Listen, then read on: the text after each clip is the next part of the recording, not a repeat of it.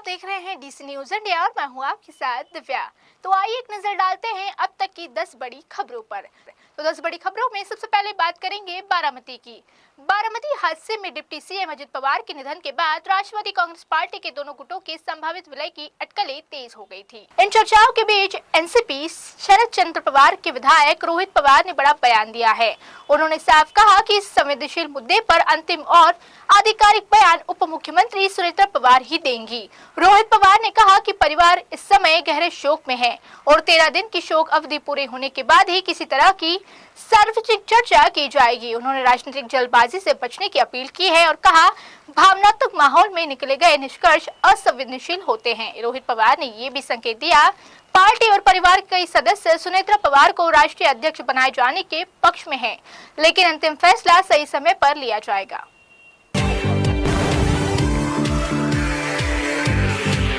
अब बड़ी खबरों में बात करेंगे मेघालय की। मेघालय के इस चोंतिया हिल्स जिले में अवैध कोयला खदान में हुए भीषण धमाके में कम से कम 18 मजदूरों की मौत हो गई। ये हादसा तशखाई इलाके के खदान में हुआ है, जहां अचानक जोरदार विस्फोट से खदान के भीतर काम कर रहे मजदूर फंस गए। धमाका इतना भीषण था कि कई मजदूर को बाहर निकलने का मौका नहीं मिला।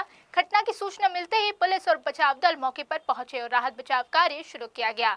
अंधेरे के कारण रात में ऑपरेशन रोकना पड़ा, जिसे सुबह से फिर से शुरू किया गया। मुख्यमंत्री कोनार्ड संगमा ने हादसे पर दुख जताते हुए जांच के आदेश दिए हैं। प्रधानमंत्री नरेंद्र मोदी ने मृतकों के परिजनों को मुआवजा देने का ऐलान किया है। शुरुआती जांच में गैस रिसाव को हादसे की वजह माना जा रहा है। अब बड़ी खबरों में बात करेंगे रोहित शेट्टी की। फिल्म निर्देशक रोहित शेट्टी के घर पर हुई फायरिंग मामले में पुलिस को बड़ी सफलता मिली है। इस केस में पुलिस ने 5वें आरोपी को गिरफ्तार कर लिया है, जिसके बाद कुल गिरफ्तारी आरोपियों की संख्या 5 हो गई है। पुलिस के मुताबिक नई गिरफ्तारी से पूरे साजिश नेटवर्क के खुलासे की उम्मीद है। गिरफ्तार आरोपियों के पास हथियार, मैगजीन बरामद किए गए हैं। जांच में सामने आया कि हथियार एक सप्लायर के जरिए मुहैया कराया गया था। पुलिस ने कोर्ट से आरोपियों की कस्टडी बढ़ाने की मांग की है, जिसे स्वीकार कर लिया गया है। सभी आरोपियों को 11 फरवरी तक पुलिस हिरासत में रखा जाएगा। सोशल मीडिया पोस्ट में सामने आए अंतर्राष्ट्रीय गिरोह के एंगल की भी जांच की जा रही है। फरार मुख्य आरोपी की तलाश तेज कर दी गई है। अब 10 बड़ी खबरों में बात करेंगे आरसीबी की। रॉयल चैलेंजर्स बेंगलुरु ने विमेंस प्रीमियर लीग 2026 का खिताब जीतकर इतिहास रच दिया है। आरसीबी ने फाइनल मुकाबले में दिल्ली कैपिटल्स को 6 विकेट से हराकर अपना दूसरा WPL खिताब अपने नाम किया है। कप्तान स्मृति मंदाना की अगुवाई ने टीम ने शानदार प्रदर्शन किया। जीत के बाद आरसीबी टीम देर रात तक जमकर जश्न मनाया, जिसकी तस्वीरें और वीडियो सोशल मीडिया पर वायरल हो रहे हैं। पहले टीम ने बस में जीत का जश्न मनाया, फिर होटल पहुंचने पर स्टाफ ने और गार्ड ऑफ ऑनर दिया गया। पार्टी हॉल में ढोल की थाप पर खिलाड़ियों ने जमकर डांस किया। श्रियंका पाटिल और ग्रेस हैरिस ने अपने डांस से महफिल लूट ली। आरसीबी फैंस के लिए जीत का त्यौहार कम नहीं है। अब 10 बड़ी खबरों में बात करेंगे पीएम मोदी की।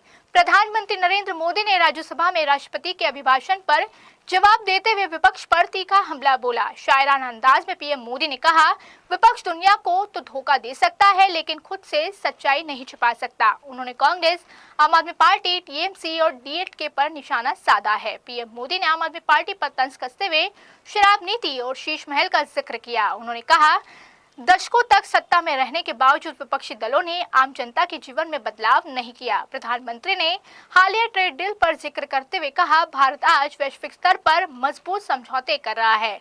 पीएम मोदी ने इस बयान के बाद सदन का माहौल गर्मा गया।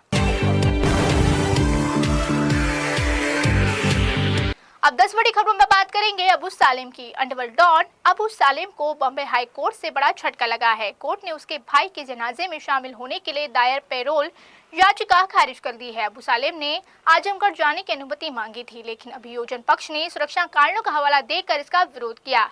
कोर्ट ने माना कि अबू सालेम एक हाई प्रोफाइल कैदी है, उसकी आवाजाही से कानून व्यवस्था को खतरा हो सकता है।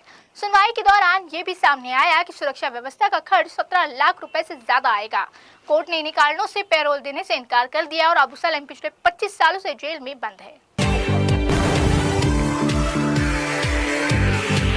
अब 10 बड़ी खबरों में बात करेंगे फिल्म घूसखोर पंडित की। फिल्म घूसखोर पंडित रिलीज से पहले ही विवादों में घिर गई है। फिल्म के टाइटल को लेकर ब्राह्मण समाज ने कड़ा विरोध जताया है। लखनऊ समेत कई शहरों में इसके खिलाफ प्रदर्शन किए जा रहे हैं। यूपी की पूर्व मुख्यमंत्री मायावती ने भी फिल्म पर आपत्ति जताते हुए बैन की मांग की है। उन्होंने कहा, फिल्म के नाम से एक पूरे समाज का अपमान हो रहा है। वही फिल्म के निर्देशक नीरज पांडे ने सफाई देते हुए कहा कि ये एक काल्पनिक कहानी है, इसका किसी जाति या समुदाय से कोई भी संबंध नहीं है। बावजूद इसके इसका विरोध थमने का नाम नहीं ले रहा। लखनऊ में फिल्म के खिलाफ FIR भी दर्ज की गई है।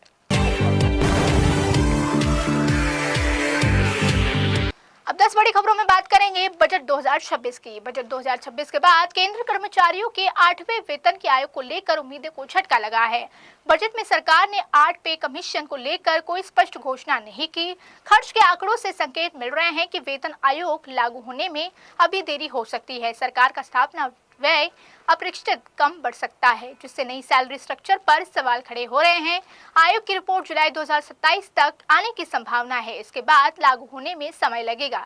ऐसे में केंद्र कर्मचारी और पेंशनर्स को वास्तविक लाभ 2027 या 2028 में मिल सकता है।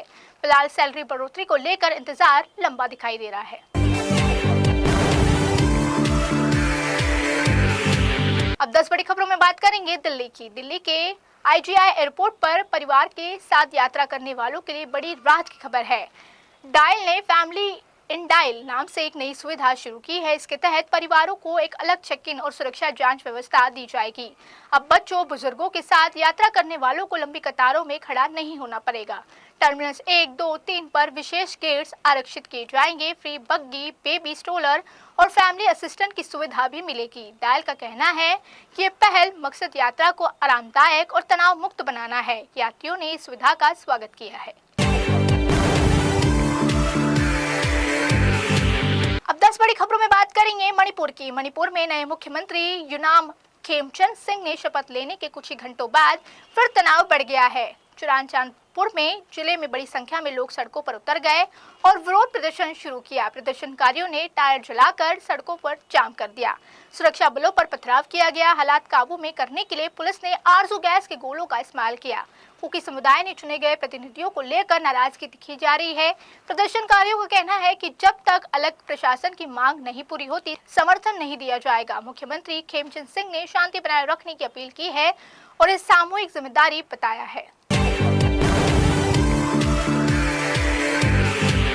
तो ये थी अब तक की 10 बड़ी खबरें। देश और दुनिया की तमाम बड़ी खबरों के लिए रुक कीजिए DC न्यूज़ इंडिया का।